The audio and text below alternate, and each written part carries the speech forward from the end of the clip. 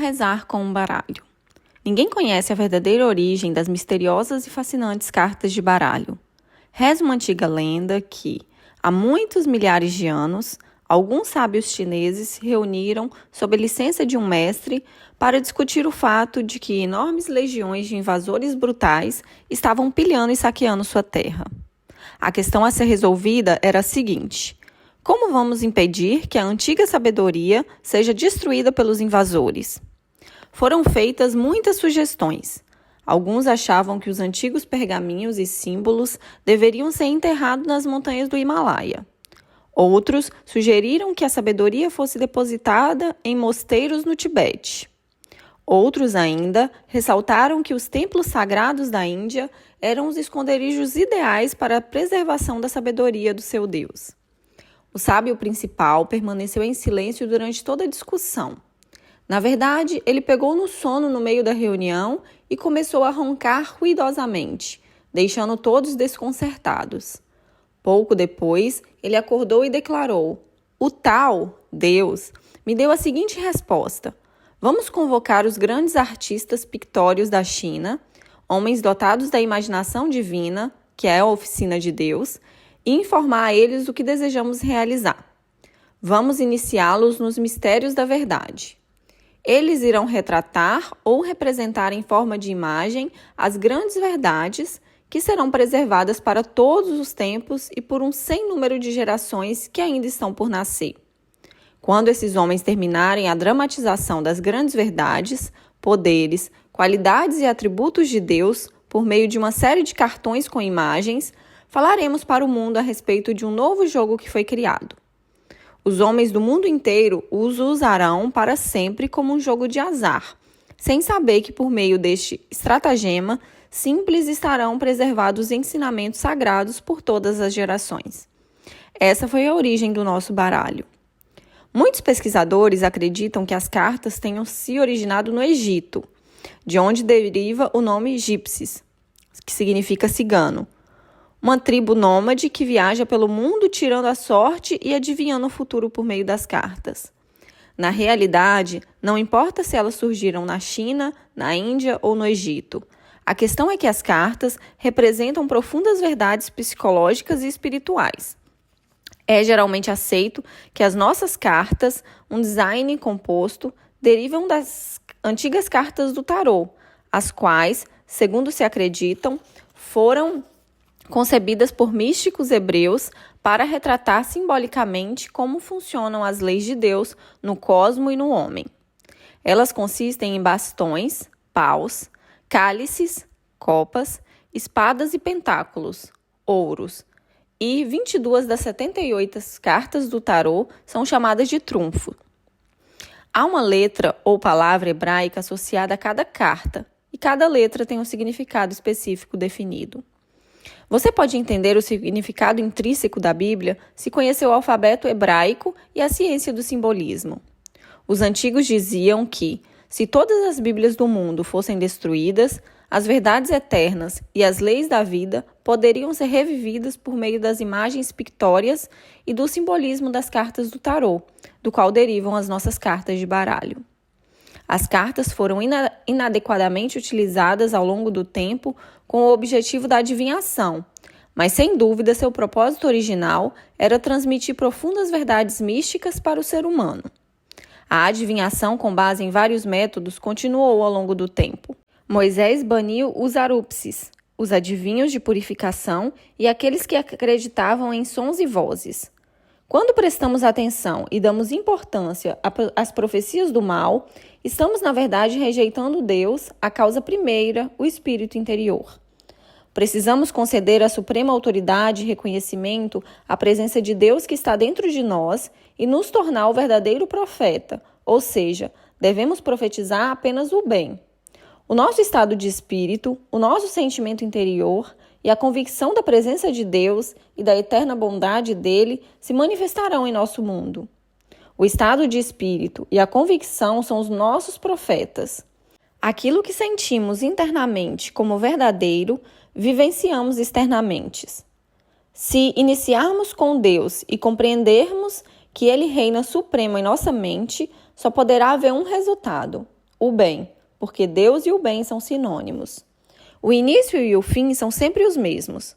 Comece com Deus como poder supremo e amor ilimitado e você sempre terá certeza do futuro. O futuro é sempre o presente consumado. É o seu pensamento que se torna visível. Você pode ter absoluta certeza do seu futuro se plantar agora, hoje, tudo quanto for verdadeiro, agradável, nobre e divino no jardim de Deus, que é a sua própria mente. Você molda, delineia, configura e conduz o seu destino. O futuro já está na sua mente e pode ser modificado pela oração, meditação e visualização mística. Outras pessoas podem hipnotizá-lo e fazer uma lavagem cerebral em você, levando-o a acreditar em terríveis prognósticos de infortúnio e perda. Mas você precisa se lembrar de que abdicou da sua autoridade e permitiu que os seus pensamentos tivessem uma tendência negativa, criando assim a coisa que você temia. Aquilo que eu mais temia aconteceu. Jó. No minuto em que você cria um rival de Deus em sua mente, você está procurando confusão e pedindo para ter problemas. A sua fé em Deus e no amor dele é a sua sorte.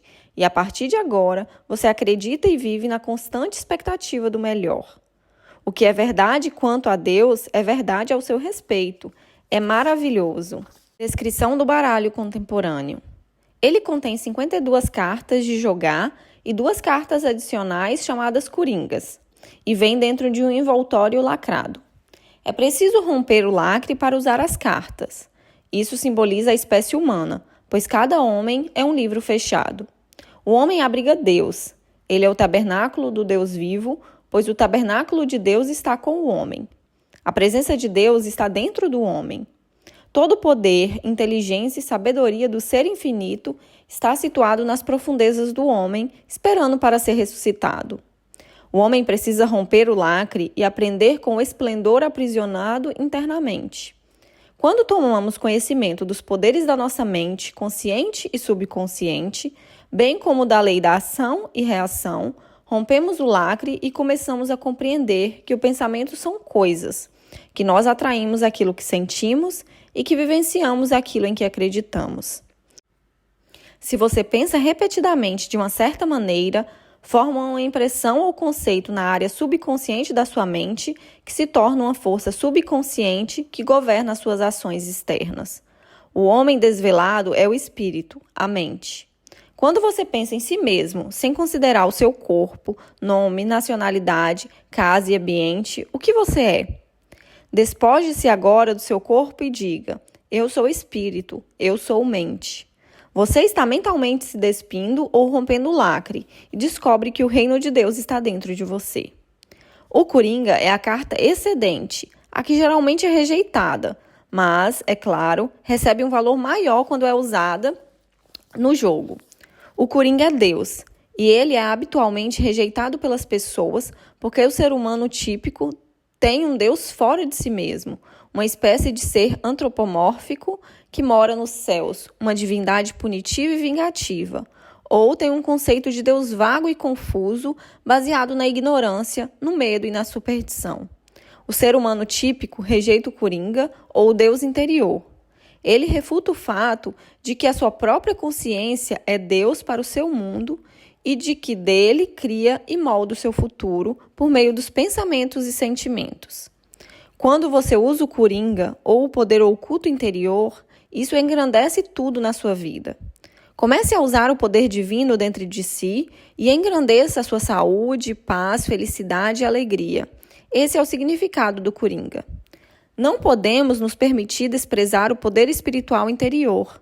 Se não rezarmos, meditarmos e comungarmos com Deus, absorvendo as verdades dele, ficaremos submersos na atmosfera negativa do mundo, que contém o medo, a guerra, os rumores de guerra, a desumanidade do homem para com o homem, os problemas nos negócios, as manchetes nos jornais, etc. Se continuarmos a nos alimentar mentalmente de todo tipo de problema, doença e calamidade, esses pensamentos atingirão um ponto de saturação dentro de nós, resultando no desencadeamento de doenças e nos mais variados distúrbios da nossa vida. Não compensa rejeitar a pedra da verdade. A pedra que os construtores rejeitaram tornou-se a pedra angular. Coloque Deus de volta no trono da sua mente, reivindique a orientação e diretivas dele e se sinta revigorado do ponto de vista da verdade e da beleza. São 52 cartas, números cujos algarismos somados formam o número 7. O ano tem 52 semanas, o que representa o fim de um ciclo solar. O ciclo também tem lugar na nossa mente. Quando você tem uma ideia, alimenta-a mentalmente e fica absorvido da realidade dela, essa ideia passa da mente consciente para o subconsciente e o ciclo se completa, porque você gravou no subconsciente o seu conceito, ideia, plano ou propósito. O que quer que seja registrado no subconsciente será expresso e o seu ciclo será concluído. A impregnação da mente consciente é chamada de sexto dia, ou seja, o seu ato mental e emocional é completado. Ele é seguido por um descanso, chamado de sétimo dia, ou o dia do repouso em Deus. Existe sempre um intervalo de tempo entre a impregnação do subconsciente e a manifestação externa da sua oração. Esse período é chamado de sabá, ou convicção interior, que se segue à alegria de prece atendida. O dia do sabá é explicado mais detalhadamente no meu livro Paz Dentro de Você. O baralho consiste em 4 naipes: paus, copas, espadas e ouro, que simbolizam a natureza espiritual, mental, emocional e física do homem. Os 4 naipes também representam as 4 letras do nome de Jeová, que são Iod, E, Val, Re. Iod significa eu sou, ou Deus, o espírito interior. Re é o seu desejo ou imagem mental. Val significa prego ou sentimentos. E o Re final é a manifestação externa do que você viu e sentiu interiormente como verdadeiro na sua mente. Em linguagem simples, cotidiana, isso significa que, seja qual for a ideia, conceito ou imagem mental que esteja contemplada na sua mente, se você senti-la e reconhecê-la, vivenciará o seu resultado, seja ele negativo ou positivo. Os 4 naipes estão ensinando você a rezar, pois é assim que você atrai todas as experiências, condições e eventos para a sua vida. É a maneira como todas as coisas se manifestam no seu mundo e não há nada que você vivencie que não aconteça dessa maneira. As 13 cartas de cada naipe. 3 cartas em cada naipe contêm figuras, a saber o rei, a dama, também chamada de rainha, e o valete, e 10 são numéricas, indo do as, ou 1, ao 10. O rei, a rainha e o valete dizem respeito à trindade, o pai, a mãe e o filho, que é representada simbolicamente em todas as grandes religiões do mundo. Falando de forma fácil, a ideia ou pensamento que você tem é o pai, o sentimento é a mãe, e a união dos dois gera um evento ou um filho mental, que pode ser a cura da mente, do corpo, das finanças ou de um problema nos negócios. A resposta simples, bem como a oração simples, é sempre a melhor. Outra explicação para a carta do rei é que você nasceu para ser um rei que reina sobre a sua mente, corpo e circunstâncias. A mente consciente iluminada é o rei, porque dá ordens, dirige e emite instruções para a rainha, a natureza do sentimento, subconsciente ou subjetiva. O valete representa o seu desejo, ideia ou plano purificado que ainda não se manifestou. É preciso que haja, portanto, uma união sincrônica da mente consciente e subconsciente com o seu desejo. Se ambos estiverem de acordo, esse desejo será realizado e nada será impossível para você. Existem 10 cartas numéricas. Vou explicar resumidamente o numeral 10. O 1 representa o masculino e o 0 o feminino. A união dos dois resulta no ato criativo, mental e espiritualmente falando, bem como fisicamente. As 10 cartas numéricas representam a interação harmoniosa das mentes consciente e subconsciente ao longo das 4 fases da vida: espiritual, mental, emocional e material. As virtudes do 10 são numericamente infinitas. O numeral 10 significa Deus em uma diferenciação infinita, porque podemos adicionar incontáveis zeros ao número 1. As cartas configura. Nessas cartas, a metade de cima é igual à de baixo, o que indica a nossa natureza dual. Vivemos em um mundo mental e espiritual e também em um mundo objetivo ou tridimensional.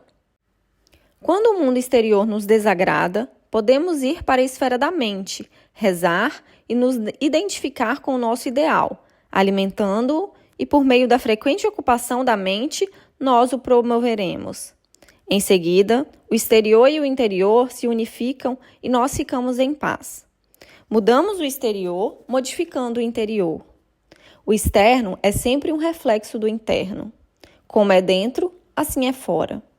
Toda moeda tem duas faces. Tudo tem um interior e um exterior. A vida é uma unidade funcionando como dualidade.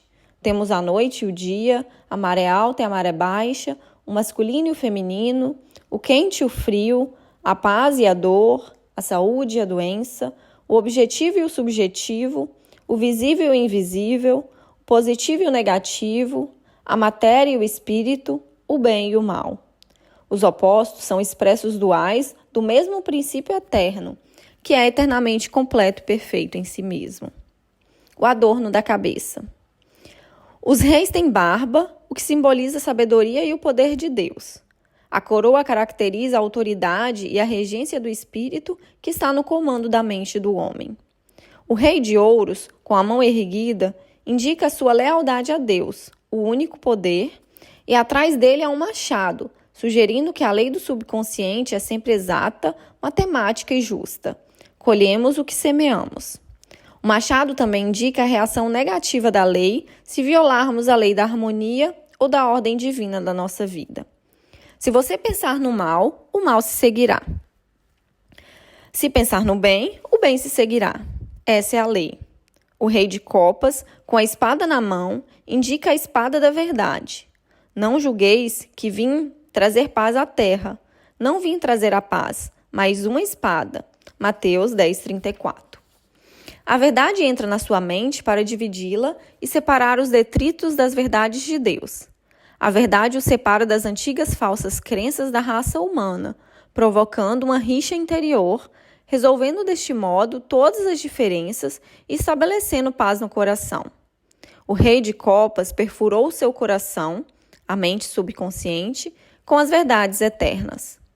As 3 espadas empunhadas respectivamente pelos reis de paus, reis de espada e rei de copas têm bainhas que fazem alusão a você segurar a tocha da verdade em todas as fases da sua vida, a mental, a emocional e a física. O naipe de paus representa os seus pensamentos e ideias, o de copas, o seu sentimento ou natureza emocional, o de espadas, a sua profunda convicção, onde você escava ou implanta ideias no seu subconsciente. Ouros representa o mundo, a objetivação externa de suas crenças, pensamentos e sentimentos. Em outras palavras, a história da oração lhe é entregue de muitas maneiras em um baralho. Se você examinar as 4 damas nas suas cartas, notará que elas seguram uma flor, o símbolo da pureza, do amor, da beleza, da ordem, da simetria e da proporção. O coração é o cálice do amor e da beleza de Deus, e serve para nos lembrar de que devemos encher o coração com o amor de Deus, e as flores da beleza, da paz, da alegria e da felicidade aparecerão na terra, no nosso mundo. A dama de espadas, o sentimento dominante do seu subconsciente, segura uma tocha na mão. Essa é a luz que ilumina cada pessoa que vem ao mundo. Ela serve para fazê-lo lembrar que a inteligência infinita de Deus está nas suas profundezas subconscientes e que, guiados por essa luz, você pode caminhar através da escuridão. Quando as evidências dos seus sentidos lhe dizem que algo é impossível, você enxerga com a ajuda de uma luz interior. Os seus olhos estão voltados para a solução que a sabedoria divina trará para você enquanto você mantém elevada a sua fé em Deus. Deixe que essa tocha seja uma vela que brilha eternamente sobre sua cabeça.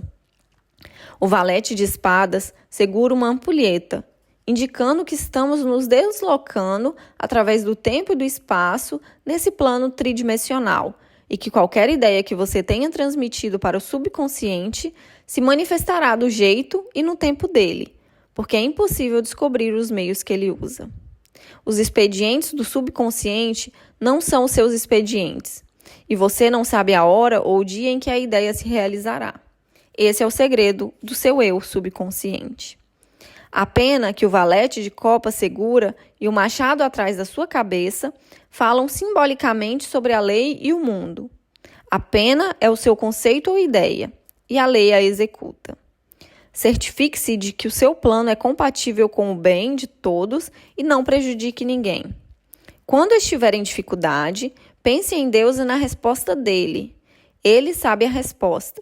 Esse é o peso de pena que o salva. Os mantos e vestes usados pelas figuras são belos, elegantes e coloridos. Eles indicam as 7 cores do espectro solar. O branco é a pureza, a completude e a perfeição de Deus. O branco é chamado de mãe de todas as cores. As cores nas cartas nos falam da presença imaculada e impecável que existe dentro de nós.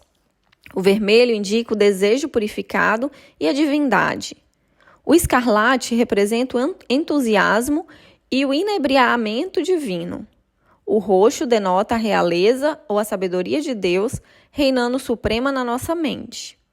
O verde simboliza a abundância de Deus e as ideias e pensamentos frutíferos. O azul indica a área subconsciente da nossa mente ou a lei de Deus. O amarelo denota o poder, a força e a glória do ser infinito. O número de cartas de cada naipe. Há 13 cartas em cada naipe para nos fazer lembrar dos nossos 12 poderes, 12 faculdades. Você mais os seus 12 poderes são simbolizados pelo número 13. Cabe a todos nós desenvolver e disciplinar esses poderes, para que surja na Terra um homem divino que destapará os ouvidos dos surdos, abrirá os olhos dos cegos e fará todas as coisas que um filho de Deus deveria fazer.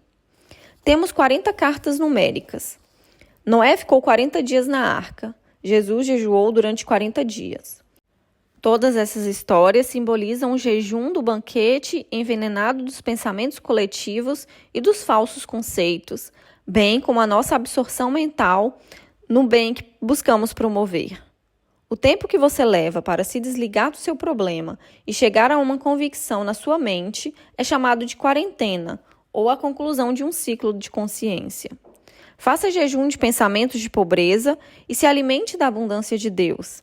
Rejeite a aparência das coisas, o veredito ou a opinião dos outros e dedique toda a atenção à ideia da opulência de Deus. Gradualmente, você qualificará a sua consciência, quer isso leve 1 hora, 1 semana ou 1 mês. Você terá jejuado por 40 dias e vivenciará a riqueza de Deus no seu mundo.